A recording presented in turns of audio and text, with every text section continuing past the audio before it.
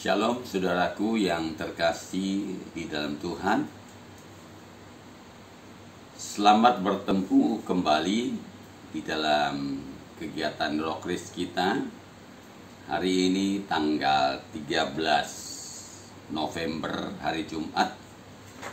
Kita akan kembali mengadakan kegiatan Rokris untuk semua anak-anak yang bisa ikut, karena tetap kita harus di dalam keadaan online dan kita tidak bisa bertatap muka.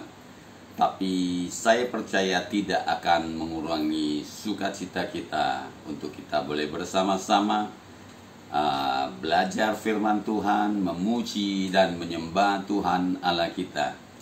Oleh sebab itu, mari sebelum kita masuk kepada firman Tuhan, saya mau ajak kita semua, mari kita mau naikkan satu pujian bagi Tuhan Allah kita.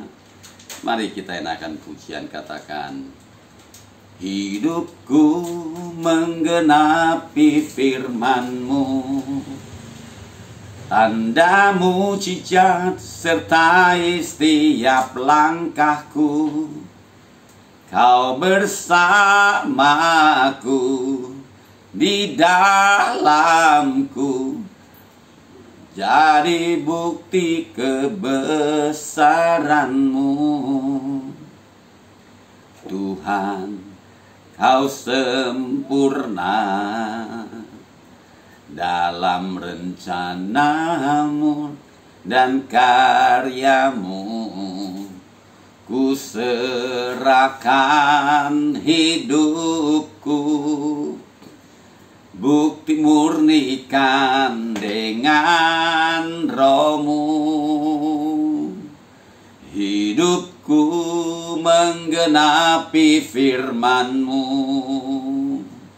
tanda mujizat sertai setiap langkahku. Kau bersamaku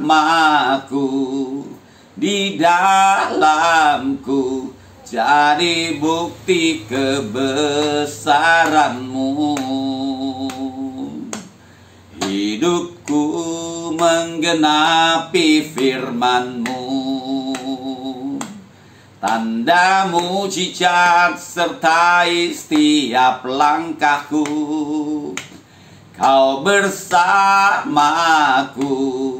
di dalamku, jadi bukti kebesaran-Mu. Jadi bukti kebesaran-Mu. Jadi bukti kebesaran-Mu. Mari kita berdoa untuk menyambut firman Tuhan. Terima kasih Tuhan untuk kesempatan yang indah sudah Engkau berikan bagi kami, di mana sepanjang minggu ini kami sudah menikmati berkat penyertaan-Mu yang sungguh baik, ajaib dan sempurna di dalam setiap kehidupan kami. Dan di mana hari ini kami mau bersama-sama belajar firman-Mu, dan kiranya Engkau kembali berbicara bagi kami. Tuhan, berikan kami telinga seorang murid untuk kami boleh mendengar, merenungkan firman-Mu, melakukan firman-Mu, dan bahkan kami boleh menjadi firman-Mu yang hidup dalam hidup kami. Terima kasih ya Bapa, Engkau berbicara bagi kami, biar kami boleh melakukannya dalam hidup kami. Dalam nama Yesus, Tuhan Juru Selamat kami bersyukur, kami berdoa yang percaya, katakan amin. Amin. Shalom sekali lagi. Baik, Jumat ini kita dikasih tema yaitu pancarkan terang-Mu, di dalam Matius 5 ayat 13 sampai ayat yang ke-20. Mari saya bacakan firman Tuhan ini. Semua sudah siap untuk diberkati firman Tuhan? Di dalam Matius 5 ayat 13, firman Tuhan katakan demikian: Judulnya garam dunia dan terang dunia. Ayat 13, kamu adalah garam dunia. Jika garam itu menjadi tawar, dengan apakah ia diasinkan? Tidak ada lagi gunanya selain dibuang dan diinjak orang. Kamu adalah terang dunia. Kota yang terletak di atas gunung tidak mungkin tersembunyi. Lagi pula orang tidak menyalakan pelita lalu meletakkannya di bawah gantang, melainkan di atas kaki dian, sehingga menerangi semua orang di dalam rumah itu. Demikianlah hendaknya terangmu bercahaya di depan orang, supaya mereka melihat perbuatanmu yang baik dan memuliakan Bapa-Mu di surga. Ayat 17, janganlah kamu menyangka bahwa aku datang untuk meniadakan hukum Taurat atau kitab para nabi. Aku datang bukan untuk meniadakannya, melainkan untuk menggenapinya. Karena aku berkata kepadamu, sesungguhnya selama belum lenyap langit dan bumi ini, satu iota atau satu titik pun tidak akan ditiadakan dari hukum Taurat sebelum semuanya terjadi. Karena itu siapa yang meniadakan salah satu perintah hukum Taurat, sekalipun yang paling kecil, dan mengajarkannya demikian kepada orang lain, ia akan menduduki tempat yang paling rendah di dalam kerajaan surga. Tetapi siapa yang melakukan dan mengajarkan segala perintah-perintah hukum Taurat, ia akan menduduki tempat yang paling tinggi di dalam kerajaan surga. Ayat 20, maka aku berkata kepadamu, jika hidup keagamaanmu tidak lebih benar daripada hidup keagamaan ahli-ahli Taurat dan orang-orang Farisi, sesungguhnya kamu tidak akan masuk ke dalam kerajaan surga. Mari saudaraku yang terkasih di dalam Tuhan, anak-anak yang ada di SMP 45, firman Tuhan ajarkan kita bahwa kita ini adalah terang dan garam. Apa sih efek garam dan terang? Apa fungsinya garam dan terang? Apa yang harus kita perbuat kalau kita sudah dijuluki, kita sudah menjadi garam dan terang dalam kehidupan kita? Firman Tuhan katakan ayat 13, kamu adalah garam dunia. Jika garam itu menjadi tawar, dengan apakah ia diasinkan? Tidak ada lagi gunanya selain dibuang dan diinjak orang. Berbicara sebaliknya, garam itu harus berfungsi. Garam itu harus berdampak. Garam itu harus berpengaruh. Apa sih fungsinya garam? Garam itu fungsinya mengasinkan, mengawetkan, memberikan warna. Ya, garam itu memberikan rasa. Ya, coba, saudaraku, kalau kita makan sesuatu, makan nasi dengan sayur yang tidak ada garamnya, rasanya gimana? Tidak ada rasanya, tidak ada enaknya, ya, berarti garam itu tidak ada, ya, tidak membawa dampak, tidak ada garam, tidak ada rasa, ya. Fungsinya garam itu memberikan rasa, memberikan dampak supaya, ya, supaya semua makanan, ya, boleh menjadi enak dan kita bisa menikmati, ya. Itu fungsinya garam, ya. Berbicara garam, bahwa berbicara kita ini akan menjadi berkat. Kita ini harus menjadi perpanjangan tangan, membawa dampak dan pengaruh. Sebagaimana terang, firman Tuhan katakan kamu adalah terang dunia. Kota yang terletak di atas gunung tidak mungkin tersembunyi. Lagi pula orang tidak menyalakan pelita lalu meletakkannya di bawah gantang, melainkan di atas kaki dian, sehingga menerangi semua orang di dalam rumah itu. Demikianlah hendaknya terangmu bercahaya di depan orang, supaya mereka melihat perbuatanmu yang baik dan memuliakan Bapa-Mu yang di surga. Sekali lagi firman Tuhan katakan bahwa kita ini terang dunia. Terang itu harus membawa dampak. Terang itu harus membawa pengaruh, menerangi seluruh kegelapan dunia ini. Itulah fungsinya kita menjadi terang. Itulah fungsinya kita menjadi anak Tuhan. Menjadi saluran berkat bagi banyak orang, menjadi perpanjangan tangan, menjadi alatnya Tuhan, yaitu terang. Firman Tuhan katakan, terang itu tidak mungkin ditaruh di bawah gantang. Tidak akan membawa pengaruh apa-apa. Tidak akan membawa dampak apa-apa. Ya, terang itu harus berdiri di atas kaki Dian. Ya, berdiri di atas kaki Dian. Ya, jadi supaya terang itu bisa bercahaya untuk menerangi orang-orang yang ada di sekeliling kita melalui perbuatan, melalui tingkah laku, melalui perkataan, ya, melalui perbuatan-perbuatan kita, melalui setiap langkah kehidupan kita. Ya. Jadi kita harus menjadi terang melalui semua aspek kehidupan kita. Ya.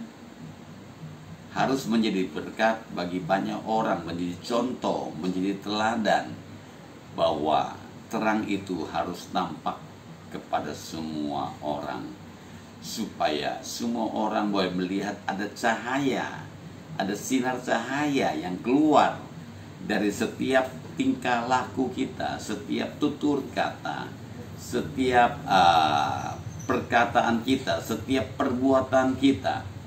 Ya, itu harus nampak, harus membawa pengaruh yang baik kepada orang lain. Firman Tuhan di dalam ayat 20 tadi mengatakan, maka aku berkata kepadamu, jika hidup keagamaanmu tidak lebih benar daripada hidup keagamaan ahli-ahli Taurat dan orang-orang Farisi, sesungguhnya kamu tidak akan masuk ke dalam kerajaan surga. Jadi orang-orang percaya, orang-orang yang beriman kepada Yesus, murid-murid Yesus dituntut harus keagamaannya, ya, hidupnya harus lebih nampak, harus lebih berpengaruh daripada orang-orang Farisi dan ahli-ahli Taurat. Ya. Yesus mengajarkan banyak tentang kebaikan, tentang kebenaran. Oleh sebab itu firman Tuhan katakan ayat 17, janganlah kamu menyangka bahwa aku datang untuk meniadakan hukum Taurat dan kitab para nabi.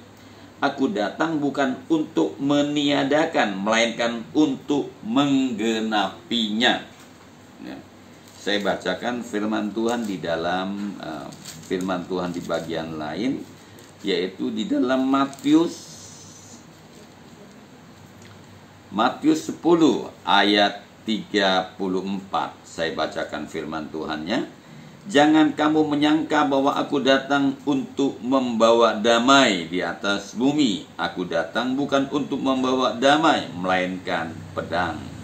Sebab aku datang untuk memisahkan orang dari ayahnya, anak perempuan dari ibunya, menantu perempuan dari ibu mertuanya. Dan musuh orang ialah orang-orang seisi rumahnya. Barang siapa mengasihi bapa atau ibunya lebih daripadaku, ia tidak layak bagiku. Dan barang siapa mengasihi anaknya laki-laki atau perempuan lebih daripadaku, ia tidak layak bagiku. Barang siapa tidak memikul salibnya dan mengikut aku, ia tidak layak bagiku. Barang siapa mempertahankan nyawanya, ia akan kehilangan nyawanya. Atau barang siapa kehilangan nyawanya karena aku, ia akan memperolehnya. Barang siapa menyambut kamu, ia menyambut aku. Dan barang siapa menyambut aku, ia menyambut dia yang mengutus aku. Barang siapa menyambut seorang nabi sebagai nabi, ia akan menerima upah nabi. Dan barang siapa menyambut seorang benar sebagai orang benar, ia akan menerima upah orang benar. Dan barang siapa memberi air sejuk secangkir saja pun kepada salah seorang yang kecil ini, karena ia muridku, maka aku berkata kepadamu, sesungguhnya ia tidak akan kehilangan upahnya daripadanya. Sangat jelas firman Tuhan katakan bahwa kita harus utamakan Tuhan di dalam kehidupan kita. Utamakan Tuhan itu berbicara bahwa Tuhanlah segala-galanya dalam kehidupan kita. Jadi sebelum kita beraktivitas, sebelum kita melakukan kegiatan kita, mari kita mau datang pada Tuhan terlebih dahulu, supaya hidup kita semakin diubah dan diubahkan, supaya kita mendapatkan petunjuk daripada Tuhan Allah kita, supaya kita tidak tersesat jalan kita, supaya kita tidak melakukan yang tidak sopan, supaya kita boleh menjadi berkat bagi banyak orang lain. Itulah tujuan Tuhan, terus mengajari kita, menasihati kita, mengubah hati dan pikiran kita, tingkah laku kita, tutur kata kita melalui Allah Roh Kudus yang selalu memimpin di dalam kehidupan kita. Ayat 34, jangan kamu menyangka bahwa aku datang untuk membawa damai di atas bumi. Aku datang bukan untuk membawa damai, melainkan pedang. Pedang itu berbicara firman Tuhan. Firman Tuhan katakan di bagian lain bahwa firman Tuhan itu bagaikan pedang bermata dua.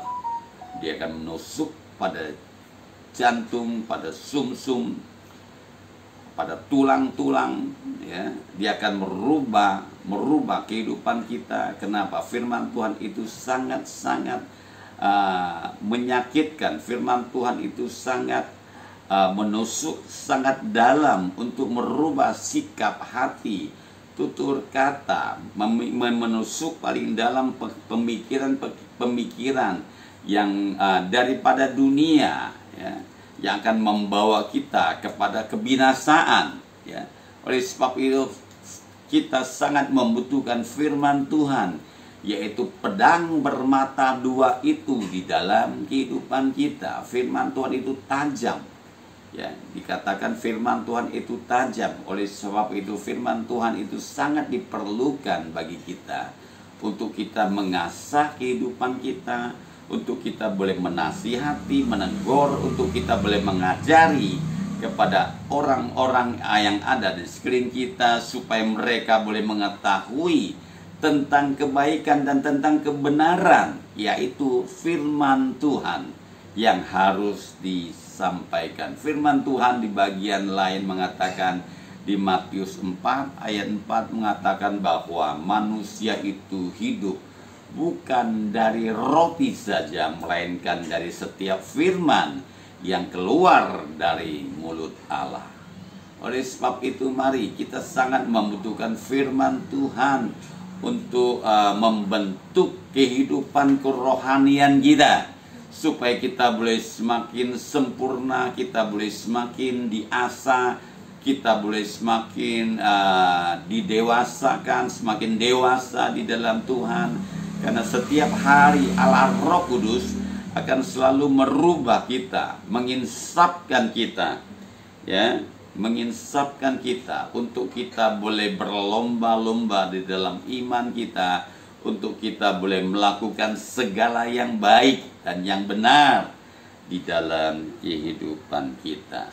Firman Tuhan katakan, besi menajamkan besi, manusia menajamkan sesamanya, ya.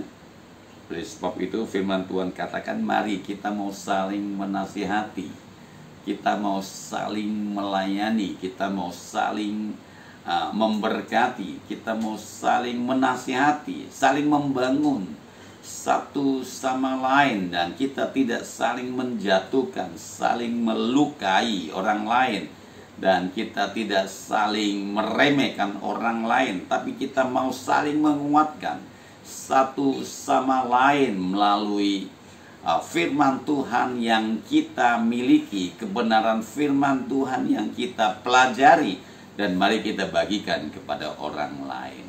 Itulah terang dan garam dunia di dalam kehidupan orang percaya. Oleh sebab itu, mari kita mau merelakan hidup kita untuk dijadikan garam dan terang. Itu tidak gampang untuk dilakukan, tapi percaya bersama dengan Tuhan Yesus kita sanggup melakukan perkara-perkara besar, yaitu menjadi garam dunia dan menjadi terang dunia, ya, menjadi garam dunia dan menjadi terang dunia, untuk membawa satu dampak yang besar, membawa satu pengaruh yang besar, pengaruh yang benar, yang baik kepada orang-orang yang ada di sekeliling kita, khususnya keluarga kita. Di dalam firman Tuhan sangat jelas mengatakan bahwa kita harus utamakan Tuhan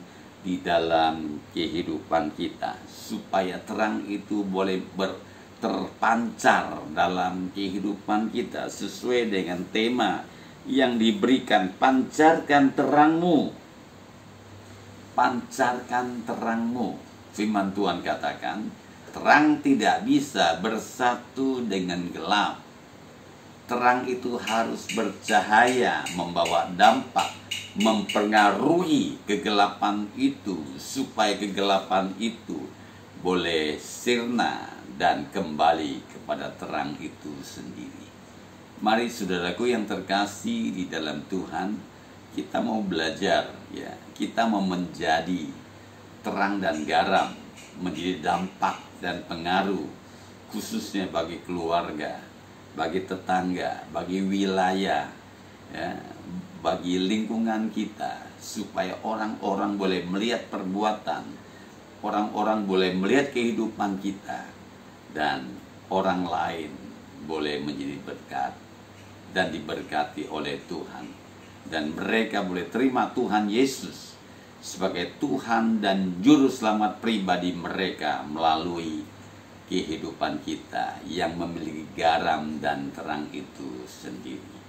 Mari saudaraku yang terkasih di dalam Tuhan, Tuhan memberikan kesempatan sekali lagi untuk kita boleh menjadi garam dan terang. Mari kita ambil kesempatan itu, dan kita mau menyerahkan diri kita sungguh-sungguh, merelakan diri kita sungguh-sungguh untuk dijadikan, untuk dibentuk oleh Tuhan menjadi garam dunia dan menjadi terang dunia, supaya dunia, kegelapan dunia boleh terpancar sinar kemuliaan Tuhan. Tuhan memberkati kita pada siang hari ini. Sebelum kita tutup dalam doa berkat, mari kita mau berdoa untuk teman-teman kita, berdoa untuk SMP 45. Kita juga mau berdoa untuk guru-guru, ya, semua pembina Rokris yang ada di SMP 45, dan supaya kita semua boleh menjadi garam dan terang bagi sesama kita. Mari kita berdoa. Terima kasih Tuhan, Engkau baik, sungguh baik dan sangat baik. Engkau memberkati kami semua yang hadir pada Jumat siang ini, untuk kami boleh melakukan Rokris di tempat ini. Dan kami bersyukur Engkau baik, dan Engkau juga memberkati sekolahan kami SMP Negeri 45, berkati kepala sekolah, berkati semua guru-guru yang terlibat, semua pelatih, pengurus Rokris juga yang terlibat di dalam semua kegiatan. Engkau memberkati, dan di masa-masa COVID ini Tuhan, Engkau juga boleh memakai kami menjadi saluran berkat bagi banyak orang, ya Tuhan. Terima kasih Tuhan, Engkau baik, sungguh baik dan sangat baik. Berkati khusus untuk guru-guru Rokris yang ada di SMP 45 Tuhan. Engkau pakai kami semua menjadi garam dan menjadi terang dunia dan membawa dampak hanya kemuliaan nama Tuhan. Terima kasih Bapa, Engkau baik, sungguh baik dan sangat baik bagi kami. Khususnya berkati Ibu Hartini yang menjadi pembina bagi kami semua. Terima kasih Tuhan. Mari saudaraku yang terkasih di dalam Tuhan, angkatlah tanganmu dan